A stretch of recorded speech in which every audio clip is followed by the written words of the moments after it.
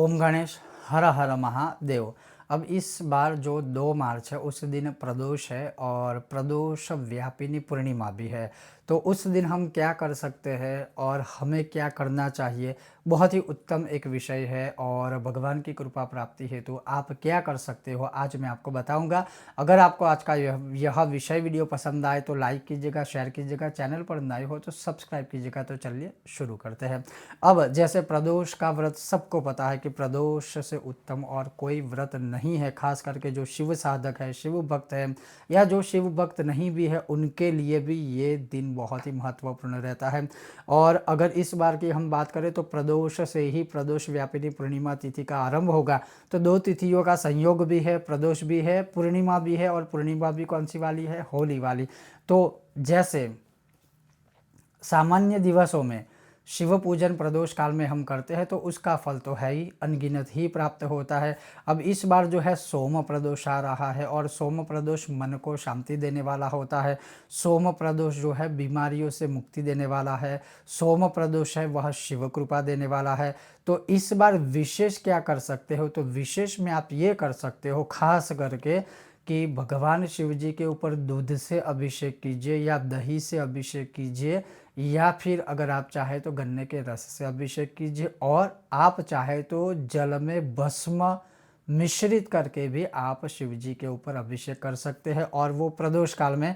और देश काल के अनुसार अगर मैं बात करूं तो 2 तारीख को शाम के 5:51 से लेकर के जो है आप रात्रि के 11 या 12 बजे तक है वो शिव पूजा कर सकते हो, शिव जी का अर्चन कर सकते हो, शिव जी पर बेलपत्र अर्पण कर सकते हो, या घर में मतलब ये मान के चलिए जैसे मैंने कहा कि दूध है, दही है, या भस्माभिषेक भी कर सकते हो।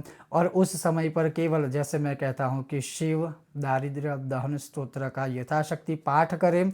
अगर अभिषेक करना चाहते हो तो भी उसी स्तोत्र से आप अभिषेक कीजिए, तो उत्तमोत्तम आपको फल प्राप्त होगा। और हाँ, प्रदोष भी है तो अगर आप चाहे तो प्रदोष स्तोत्र का भी पाठ कर सकते हो। और ये हो गया एक जो भाग है वह शिव पूजा या शिव अभिषेक विशेष। लेकिन होली वाली पूर्णिमा भी शुरू उसी समय से होगी, और उस रात्रि काल में अधिक और कुछ करे ना करे तो शिव जी के पूजन के साथ अगर आप जैसे जो ललिता सहस्त्र में लिखा है कि पूर्णिमा का जो चंद्र रहता है कांसे की थाली में, पित्तल की थाली में, या नॉर्मल आपके पास तांबे की थाली हो तो वो, उसमें पूरा जल भर दीजिए। अगर संभव है देश काल के अनुसार तो खुले आकाश के तले आप बैठिए। आकाश में जो चंद्रमा है उसका जो प्रतिबिंब है, आप जो पात्र लेकर बैठे हो जल भर के, उसमें उस चंद्र का प्रतिबिंब है, उस चंद्र की पूजा करें, न आकाश वाले। उस प्रतिबिंब जो आपकी थाली में आपको दिखाई दे रहा है उनको नमस्कार करें, मानसिक पूजा करें कि जैसे हम आपको धूप अर्पण कर रहे हैं, हम आपको दीप अर्पण कर रहे हैं, हम आपको नैवेद्य अर्पण कर रहे हैं, ऐसे मानसिक पूजा कीजिए। और उसके पश्चात श्री ललिता सहस्त्र का एक पाठ कीजिए, किंतु उसका उच्चारण अगर आपको सही से आए तो।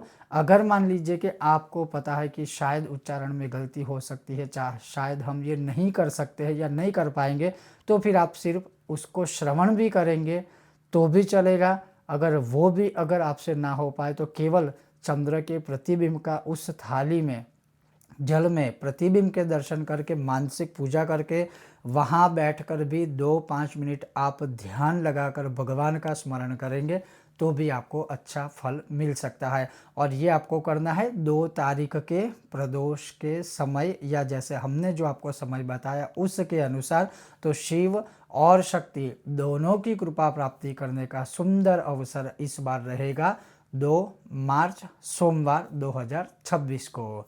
और बाद में जो सारी सामग्री वगैरह है, जल आदि वगैरह है, वो पवित्र जगह पर आप विसर्जित कर सकते हो। ओम गणेश हर हर महादेव।